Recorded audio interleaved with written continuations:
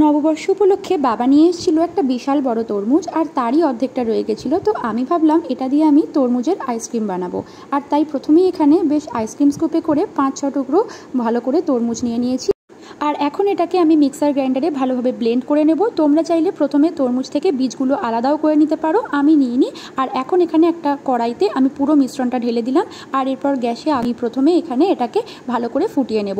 বেশ এরকমভাবে বলক এসে গেলে তখন এটাকে নাবিয়ে ভালো করে এটাকে ঠান্ডা করে নিতে হবে। আর এরপর আরেকটা পাত্র নিয়ে তার মধ্যে আমি নিয়ে নিয়েছি বেশ কিছু টুকরো বরফ। আর তারপর আরেকটা উপরে বাটি বসিয়ে এখানে ডিলেক্টার হুইপিং ক্রিম আমি ইউজ করছি। বেশ খানিকটা হুইপিং ক্রিম নিয়ে এটাকে খুব ভালো করে আমরা হুইপ করে নেব। তোমরা চাইলে এখানে হ্যান্ড হুইস্কারের মাধ্যমেও এই হুইপটা করে নিতে পারো। আমি এখানে একটা ইলেকট্রিক বিটারের মাধ্যমে করছি, তাতে খুব তাড়াতাড়ি হয়ে যায়। আর দেখো এখানে এরকম সফট পিক আসা পর্যন্ত এটাকে আমি বিট করে নিয়েছি। এবার এখানে দিয়ে দিচ্ছি আমি কনডেন্সড মিল্ক। আমুলের মিঠাই মেট এর জন্য আমি ইউজ করছি। কিছুটা কনডেন্সড মিল্ক দিয়ে এরপর আরও একবার এটাকে ইলেকট্রিক বিটারের সাহায্যে বিট করে নিয়েছি। আর তারপর ঠান্ডা করে রাখা এই তরমুজের মিশ্রণটা আমি এখানে পুরোটা ঢেলে দেবো। আর তারপর আরও একবার এটাকে হ্যান্ড বিটারের মাধ্যমে ভালো করে আমি বিট করে নেব। আর এই আইসক্রিমটা বানানোর জন্য আমি কোনো কালার ব্যবহার করিনি, তাই একটু পিঙ্কিশ কালার আনার জন্য আমি এখানে রুহ আফজাটা ইউজ করছি। বেশ খানিকটা এখানে আমি রুহ আফজা দিয়ে দেবো, তোমরা চাইলে এটা নাও ইউজ করতে পারো। আর তারপর খুব ভালো করে এটাকে আমি মিশিয়ে নেবো। দেখো কত সুন্দর একটা পিঙ্কিশ কালার চলে এসছে, একদম এটা তৈরি হয়ে গেছে। এবার আরেকটা ভালো পাত্র নিয়ে এর মধ্যে পুরো মিশ্রণটা আমি কেকে ঢেলে দেবো।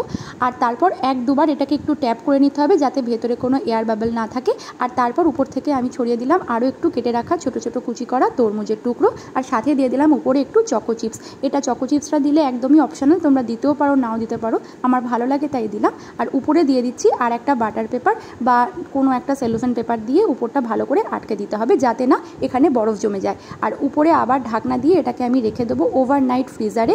ভালো করে এটা ফ্রিজ করার পর পরের দিন সকালে এটা নিয়ে এসেছি। দেখো এত সুন্দর হয়েছে, উপরটায় খুব ভালোভাবে এটা জমে গেছে। চলো আইসক্রিম স্কুপে করে এটা তুলে দেখাই তোমাদের কতটা পারফেক্ট হয়েছে। আর এই সময় আইসক্রিম স্কুপে করে এটা তুলতে তো ভীষণ স্যাটিসফাইং লাগে। তোমাদেরও আর কার কার এটা ভালো লাগে করতে কমেন্টে অবশ্যই জানিও। দেখো কতটা এটা পারফেক্টলি তৈরি হয়েছে। ভেতরে রয়েছে চকো চিপস আর তার সাথে এরকম ছোট ছোট তরমুজের টুকরোগুলোও মুখে পড়বে। খেতে তো দারুণ লাগছিল আর ভীষণই রিচ ক্রিমি এটার ফ্লেভার ছিল। তোমাদের ভিডিওটা কেমন লাগলো কমেন্ট করে অবশ্যই জানিও। দেখা হচ্ছে নেক্সট ভিডিওতে, বাই।